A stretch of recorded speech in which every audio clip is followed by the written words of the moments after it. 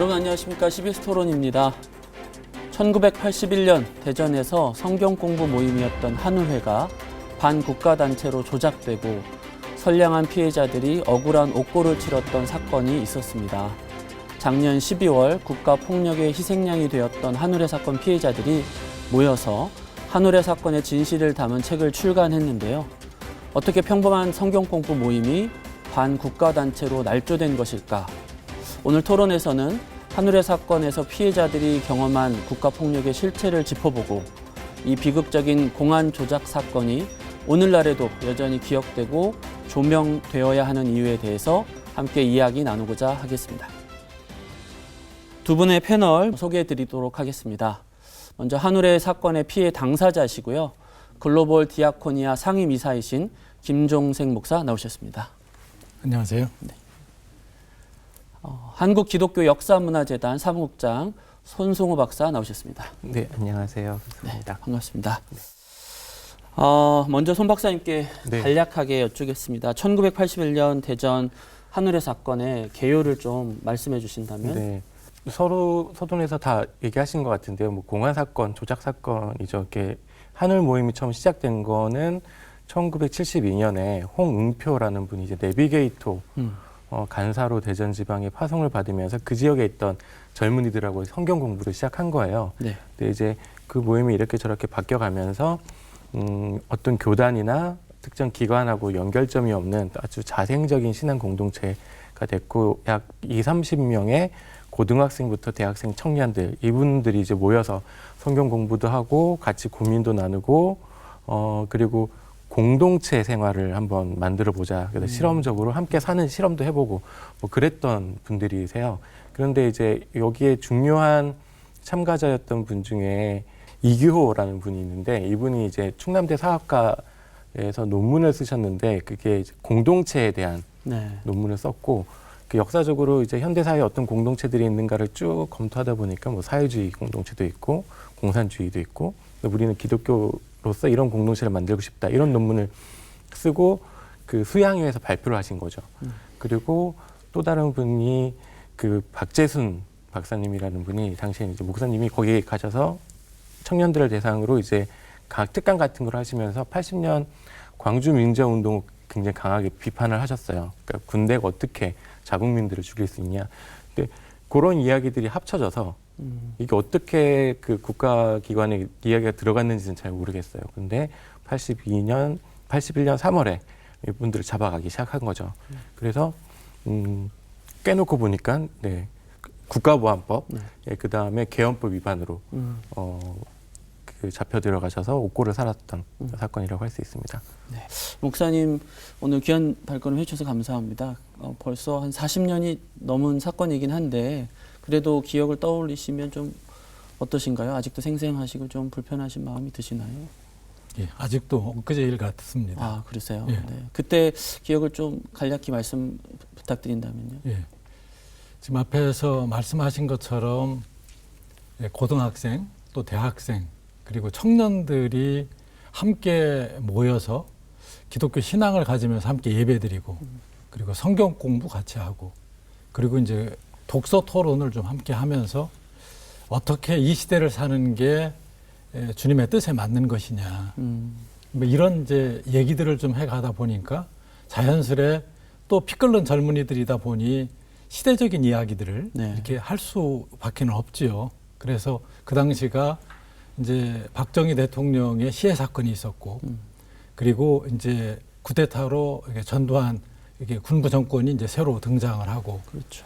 그리고 이제 5.18 이제 광주 민주화 운동이 이어져 가는 뭐 그런 좀 예민한 시기 아니었습니까? 네. 그러다 보니까 이제 저희들이 아무래도 그런 대화 중에 아마 어떤 시국을 좀 비판하는 뭐 그런 얘기들이 아무래도 이제 자연스럽게 얘기가 좀 되어졌고요. 아마 그게 아마 어떤 경로인지는 모르나 아마 그 경찰에 제보가 됐던 것 같아요. 젊은이들이 사회를 비판한다. 좀 이상하다. 뭐 이제 그런 얘기들이 아마 제보가 되었던 것 같고 제보가 되어서 어느 날 이제 저희들에게 이제 그 사법 경사들이 결국 이제 저희들을 연행해 가기 위해서 주일날 그러니까 81년 3월 15일 주일 예배를 마치고 점심 식사를 아마 한 직후쯤 되어지는 그 시간쯤에 뭐 연행을 하러 왔어요. 갑자기 찾아온 거죠? 그렇습니다. 예상도 전혀 못 하셨을 예. 거고요. 아마 이제 그게 아마 경찰에게 있어서는 그 당시 예민한 사안에 굉장히 아마 소재로 아마 수사의 소재로 아마 좀 좋겠다 아마 이렇게 판단을 좀 했던 것 같아요. 예, 그런데 지금 생각해도 어떻게 우리가 국가보안법 그것도 국가전복이라고 하는 아마 그런 것들에 저희들이 연루가 될 수 있었던지 지금도 참 납득이 잘 가지 않고 또 그것이 그렇게 조사 과정 중에 그렇게 날조가 될 수도 있구나 하는 그런 어처구니 없는 그런 생각이 좀 들기도 해요. 네. 그래서 40년이 지난 어떤 지금에 있어서도 참 어처구니가 없다, 기가 막힌 논리다, 뭐 이런 생각이 지금도 좀 듭니다. 원래는 사실은 이제 신앙 공동체고 독서 토론을 하고 그런 모임이었잖아요. 예. 그러니까 전혀 예상한 일이 아니셨을 텐데 예. 어떻게 갑자기 이게 그렇게 바뀔 수가 있는 거죠? 그러니까 지금 제 얼굴을 보듯이 저 굉장히 부드러운 사람이거든요. 네. 근데 어쩌다가 그러신 것 투사가 됐어요. 그리고 어떻게 보면 굉장히 좀 이게 과격한 그런 이제 이미지가 저희들에게는 이제 더 입혀졌는데 결국 이제 저희들을 연행해서 수사를 해 가는 과정에 기독교 신앙 공동체였는데 이것이 반국가 단체로 둔갑할 수 있을까?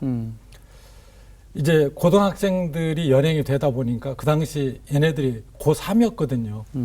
그러니까 대학 진학을 앞두고 굉장히 좀 바쁘게 올인을 해야 되는 애들이 이제 경찰서에 연행이 되면서 굉장한 두려움이 있었죠.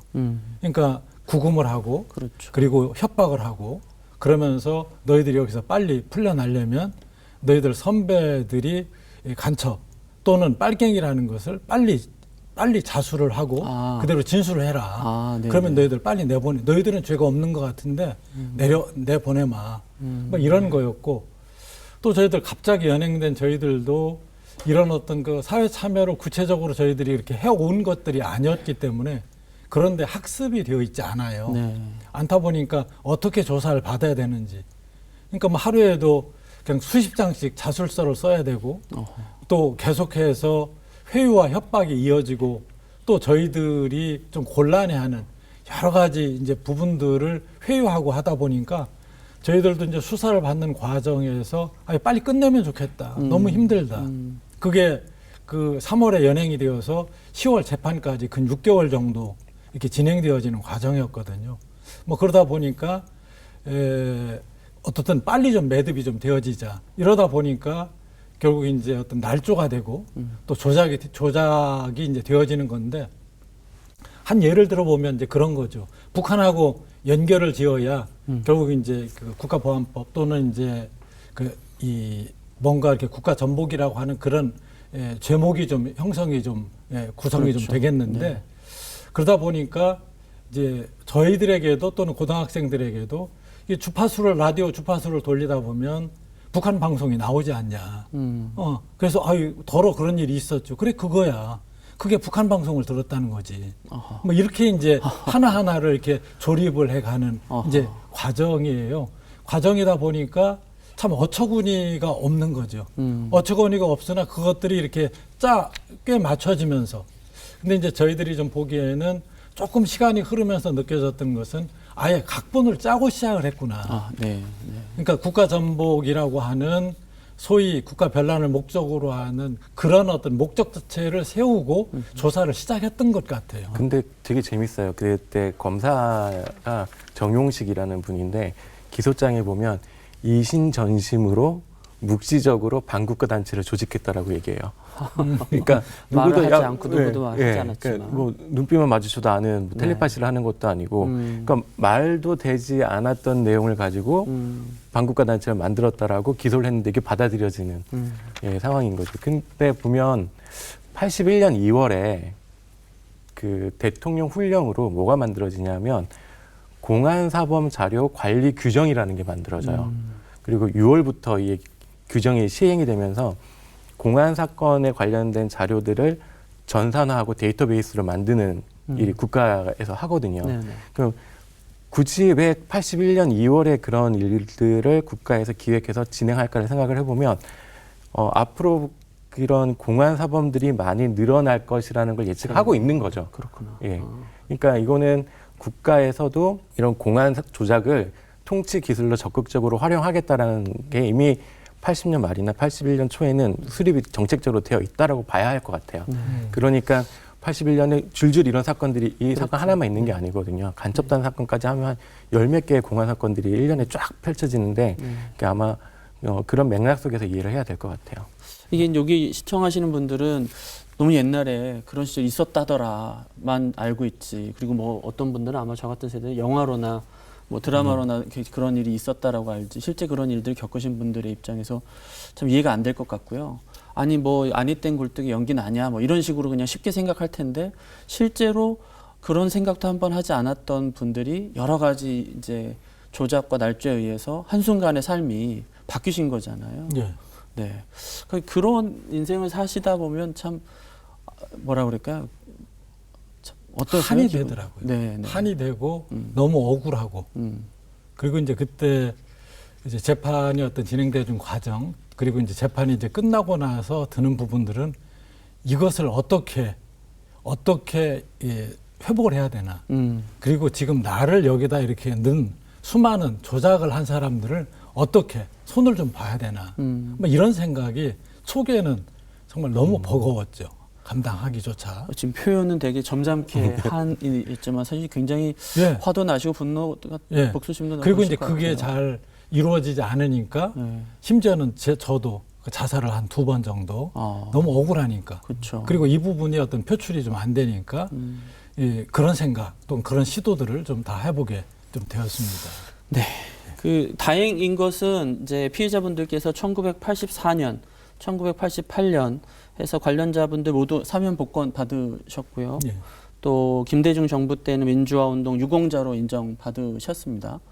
그런 부분에 대해서는 이제 이미 정리가 된 사건임에도 불구하고 2015년에 재심에서 국가보안법 혐의에 사실 이게 날조된 거라고 주장한 거고 시대에서 그걸 아니라고 유공자 판결도 받았는데도 여전히 유죄 판결을 받으셨다고 나와 있거든요. 예.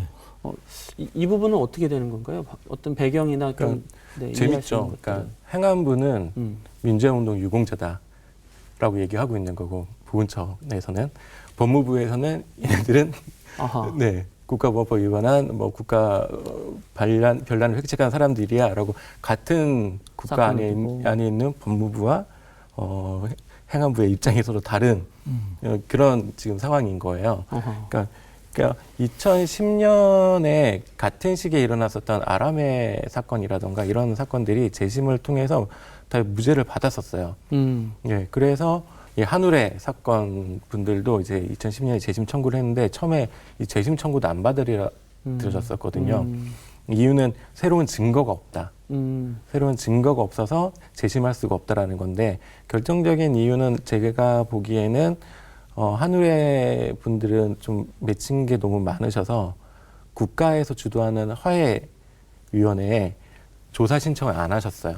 예, 근데 사실 안 하신 분들이 굉장히 많거든요. 근데 이제 한울의 분들도 안 하셨고 그러니까 국가가 새롭게 조사해서 밝혀낸 새로운 사실이 없어 보이는 거죠. 예, 그래서 재판부에서도 이거를 좀 안 하려고 하다가 대법원에서 고등법원 파기환송하면서 재심을 해라. 그래서 어렵사리 재심이 청구가 됐고요. 그때 근거가 됐던 법률은 5.18 민주화운동과 관련된 법안에서 그 부분만 해당하는 것만 재심을 할 수 있게 재심이 열린 거예요. 그러니까 아까 제가 법이 2개가 걸렸다라고 말씀드렸잖아요. 그러니까 개헌법 위반이 있고 국가보안법 위반이 있는데 5.18 민주화운동에 대해서 군대를 비판한 것은 개헌법에 해당하는 사안이거든요. 이 개헌법을 재심한 거예요. 근데 이전의 사건들 같은 경우에 보면 아람의 사건은 원래는 이 개헌법만 다루려고 했는데 재판을 하는 과정에서 이런저런 증언들이 나오고 하니까 사건이 점점 커져서 국가보안법까지도 무죄 판결이 났었거든요. 이제 그걸 자연스럽게 기대를 했는데 당시 재판부에서 20명 정도를 이제 피해자분들이 증인 신청을 했는데 4명만 받아요. 예, 그러면서 어떻게 보면은 2015년에 있었던 이 재심 재판도 어느 정도 판을 짜놓고 자기네들의 입맛에 맞는 이전 방식으로 아람의 끌고 간 사건에 거. 비해서 형평성이 좀 어긋나네요. 네, 좀 어긋난다고 봐야 하죠. 근데 2010년과 2015년은 정권도 다르고, 아하. 네, 뭐 여러 가지 다른 면들이 그런 있어서 배경들이 네. 있었다. 목사님 그 당시에도 재심 준비 좀 하시고 또 기대도 많이 하셨을 것 같은데 지금 손성호 박사 얘기로는 너무 억울해서 그럴 수도 있고 뭐 여러 가지 이유로 그런 뭐라 그럴까요? 억울함을 호소하는 그런 과정들을 하지 않으셨나요? 아니면 어떻게 된 것인가요? 그게? 우선 이제 저희들이 1차 대법원 재판에서 그 4명 전원의 입장이 통일이 좀 됩니다. 그래가지고 무죄 취지의 원심 파기 환송을 하는 그런 이제 일들이 있었죠. 그래서 그래서 이제 언론 쪽에서는 이게 핑퐁 재판이다. 뭐 그런 얘기들로 이제 불리워졌고요. 요거는 시청하신 분들 헷갈릴 것 같아서 지금 말씀하시는 거는 80년, 1차. 81년에 있었던 그때 재판에서 네, 그렇죠. 네. 그래서 거기다가 지금 이제 손 박사님 얘기하셨던 그 비슷한 때 또 비슷한 지역에서 일어났던 사건들이 여러 개 있었거든요. 네. 그 중에 이제 아람해와 오송해가 이제 무죄 판결을 재심에서 받았어요. 네. 받았고 국가 배상도 받고 그렇고 이제 저희들도 이제 뭐 그런 사건 연장선상에 있다라고 이제 이해를 좀 했고요. 또 무엇보다도 80년대 국가보안법이나 반공법이 남발되어졌던 그런 시기하고 87년 적어도 6월 항쟁 이후에 그리고 이제 문민 정부로 이제 들어서면서는 뭔가 이렇게 어떤 환경 자체가 좀 달라졌으니까 그래서 저희들은 이제 마땅히 무죄로 확신을 했어요. 네. 그런데 저희들 결론은 결국 그렇게 되지 않아서 저희들은 1차 재판 때보다도 더 낙심했죠. 이게 이렇게 되는 거구나. 그래서 첫 단추가 잘 끼워져야 되는데 이렇게 결국 되고 마는구나 하는 이제 그런 저희들이 아주 뼈저린 경험들을 좀 하게 됐고 지금 손 박사님 말씀하신 것처럼 그 당시에 이제 결국 이제 그 계엄법 위반으로서 5.18 광주 민주화 운동에 관한 어떤 언급 부분만 무죄로 인정이 되어지고 그리고 이제 국가보안법에 이게 국가전복 음모라고 하는 이 부분은 유죄로 그대로 남게 됩니다.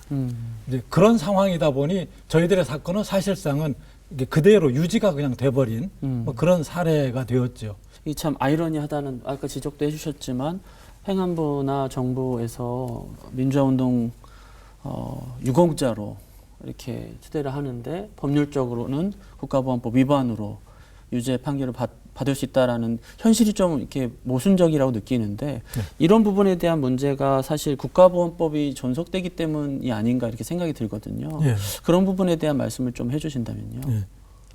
황교안 전 법무부 장관이 쓴 책 국가보안법 해설이라는 책이 지병출판사에서 나온 책이 있습니다. 이제 황교안 전 장관은 국가보안법이라는 책도 국가보안법 해설이라는 책도 나왔는데 그분이 쓴 책 59페이지에 보면 우리 한울의 사건이 국가보안법 사례로 저희들의 공소장을 그대로 인용을 하고 있습니다. 제가 짧으니까 잠깐 읽어보면 우리 사회의 각종 비리와 모순점을 부각시켜 자본주의의 한계점을 강조하며 반국가, 반정부, 반사회적 의식 방향으로 전환시키는 한편 마르크스 공산주의의 우월성을 강조하는 방법으로 공산주의 사상의 툭철한 핵심 요원을 양성, 각 지역으로 분산 침투시켜 사유재산 제도를 폐지하고 공동소유, 공동생산, 공동분배하는 지역 공동체를 육성, 확산하여 사회공동체, 궁극의 인류사회 공동체를 형성함으로써 공산주의 사회체제 개혁을 하려 반국가 단체를 구성한 한울회. 이렇게 사례를 그대로 이렇게 적시를 좀 하고 있어요. 네. 그러니까 참 지금 봐도 어처구니 없는 논리고 기가 막힌 주장이에요. 핵심은 뭐냐 하면 사유재산 제도를 폐지하고 공산주의 사회체제로 사회를 개혁하려는 반국가 단체를 구성했기 때문에 유죄다라고 하는 거거든요. 네. 사실 저희들은 이제 우리 사도행전 2장과 4장에서 그렇죠. 나오는 네. 유무상통한 어쩌면 그런 어떤 나눔, 섬김의 그런 삶을 가능하면 저희들이 개인적으로 또는 어떤 공동체적으로 시도해보자. 그리고 그것을 좀 구현하는 게 이 시대 예수의 제자에 된 삶이 아니겠냐. 네, 그렇죠. 이런 이제 생각들을 가졌던 거거든요. 국가보안법이라고 하는 부분이 어떤 일찍이 그 가인 김병로는 형법으로도 충분히 규율할 수 있는데 왜 국가보안법을 따로 만드느냐 이렇게 평하기도 했더라고요. 네. 또 어떤 국회의원은 쥐를 잡으라고 사놓은 고양이가 쥐는 안 잡고 씨안탉을 잡듯이 악용될 여지가 많다. 이렇게 평할 정도였거든요. 국가보안법은 옛날의 국가보안법이 아니라 지금도 여전히 현 정부의 반대를 하게 되면 또 조금 비판을 하게 되면 이 보안법으로 얼마든지 또 다른 부분으로 우리들과 같은 피해자를 만들어낼 수 있다. 양산이 될 수 있다는 점에서 국가보안법에 대해서는 우리가 다시 한번 진지하게 좀 살펴봐야 되지 않나. 물론 폐지 얘기도 있고 개정의 얘기도 있습니다만은 한번 우리가 이 한울의 사건을 반면교사로 삼아서 다시 한번 우리가 재고해 볼 필요가 있지 않나 생각이 됩니다. 그것이 국가보안법에 대한 얘기인데 아직도 뭐 폐지 논란이나 개정 논란이 있는데 그런 일들이 사례들이 굉장히 많이 있잖아요.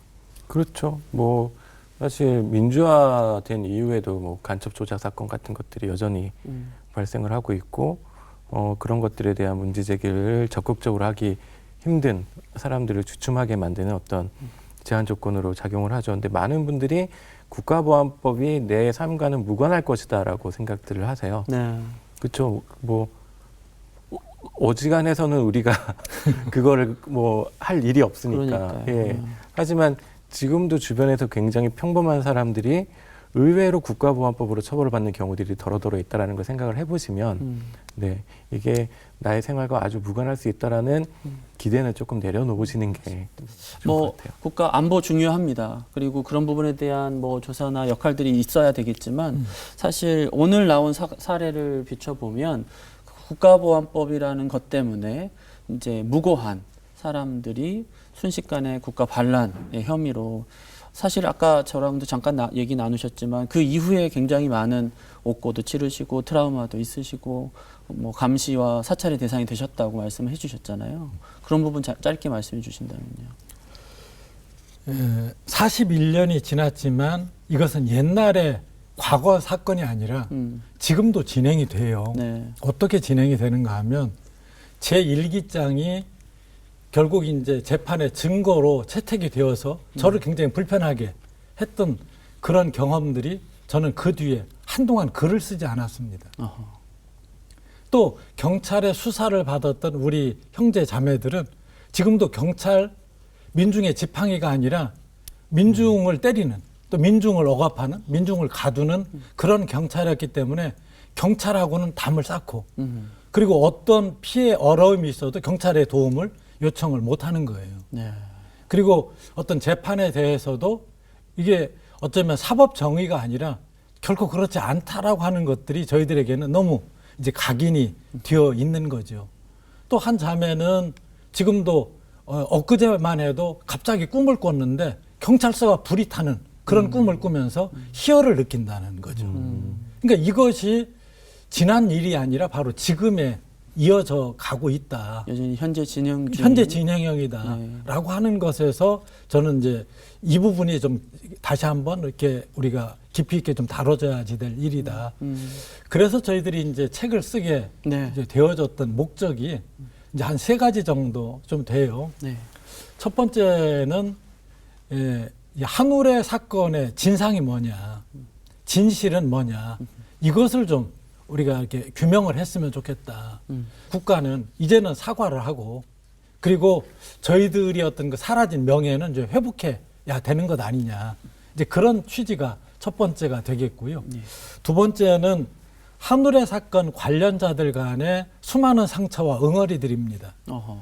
결국 저희들 20-30명 되어지는 사람들을 데려다가 구금하고 또는 이제 장기 이렇게 수사를 좀 하고 네. 또 여러 가지 협박이나 이런 것들을 통해서 했잖아요. 그러면서 저희들 관계를 다 파괴시켜 놨거든요. 아, 네. 서로 믿을 수 없도록. 서로 이렇게 관계를 할 수 없도록 또 만들었거든요. 그러다 보니 옥고를 치르고 이후에도 이제 우리들의 어떤 얼마나 고등학생 때 힘들었냐, 또 사회생활 하는데 얼마나 애로가 많았느냐 하고 위로도 하고 사과도 해야 되겠는데 그럴 만한 여유와 상황이 아니었던 거예요. 그래서 우리들 내부에 그런 상처나 응어리를 좀 우리가 한번 풀어야 되겠다. 이제 그런 부분들이 이제 두 번째 목적이고, 네. 세 번째는 하늘 모임의 의미를 좀 새겨보고 평가를 해보자. 물론 이것은 미완의 그리고 어쩌면 실패로 끝난 일종의 이제 진리의 실험 과정이었지만 그럼에도 우리가 신앙과 그리고 교육과 공동체라고 하는 어쩌면 진지한 어떤 우리들 탐구를 우리가 해왔잖아요. 그리고 이제 때로는 예배를 그리고 성경 공부를 그리고 고전 독서 토론을 그리고 그런 신앙과 교육과 공동체의 어떤 현장들 풀무원이 됐든 여러 공동생활을 하는 뭐 떼제 공동체가 됐든 우리가 이런 데를 이렇게 방문을 해서 많은 것들을 얻고 공동생활도 이제 실험적으로 이렇게 시도를 좀 했었는데 우리들이 해왔던 게 성공으로 이어지지는 못했지만 그리고 엄청난 상처를 안겼지만 우리들의 이러한 어쩌면 우리들의 몸짓이 무모한 것은 아니었다. 이 어쩌면 공권력이 우리들에게 이상한 죄목을 갖다 씌워서 그렇지 우리들의 노력이 헛된 것은 아니었다는 것을 우리들 스스로 평가를 하고 그런 면에서 이제 그런 좀 자긍심을 다시금 회복하고 싶었던 것이죠. 또 거기에다가 굳이 하나를 더 얻는다면 현재 저희들이 과거사 정리에 진실과 화해위원회에서 지금 조사 중에 있거든요. 그렇죠. 네. 저희들 이제 두 번째. 그래서 내년 가을쯤이면 저희들의 이제 사건에 대한 이제 조사가 진실과 화해위원회에서 나오는데 저희들의 좀 객관화된 자료가 좀 하나 필요한데 사실 그런 것이 하나 만들어지지 못했거든요. 내년 가을에. 네네. 뭐 그런 의미도 하나 있었습니다. 네. 손 박사님은 어떻게 이 책 서평도 쓰신 걸로 제가 알고 있는데 네. 간단하게 의미를 되짚어 주신다면요. 일단 목사님께서 이미 다 말씀을 잘 하신 것 같고요. 네, 저희가 보통 역사를 연구를 할 때 가장 신빙성 있는 자료로 뽑는 거는 공공기록이에요. 네. 그래서 재판 기록, 뭐 공소장 이런 것들은 당대의 가장 객관적이고 정확한 사실을 기술한 것으로 보통 생각들을 하거든요. 근데 이렇게 국가가 주도적으로 무엇인가를 조작했을 경우에 그것이 조작되었다라는 것을 밝히기가 그렇게 쉽지가 않아요. 예, 그래서 이렇게 당사자들의 생생한 증언 같은 것들이 반드시 필요하고 지금도 많은 분들이 과거사에 대해서 진상이 제대로 조사되길 바라시는 분들이 자신들의 이야기를 계속 네. 세상에 떠들어대셔야 되거든요. 그렇죠. 예, 그런 의미에서 굉장히 좋은 책이 딱 필요한 타이밍에 나왔다라고 생각합니다. 맞습니다. 그러니까 한국 근현대사 참 굴곡이 많았었잖아요. 그리고 네, 굉장하죠. 네. 혹시 뭐 긴 시간을 저희가 할애하지는 못해가지고요. 오늘 말씀하시면서 꼭 하시고 싶은 말씀이 있으셨다면 마지막으로 좀 부탁을 드리겠습니다.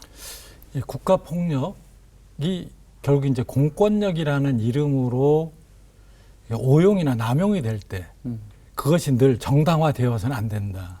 또 합리화되어서도 안 되겠다. 적어도 사상이나 종교의 자유.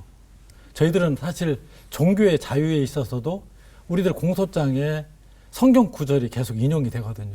그 성경도 결국 또 피해를 좀 보는 이제 이런 부분들이 좀 되었거든요. 또는 양심과 표현의 자유를 제약하면 더더욱 안 되는 것이죠. 아마 저희가 이제 그런 당사자가 되었었기 때문에 이것이 저희들 사건에서만이 아니라 전 지금도 이어지는 것 아닌가 좀 싶어요.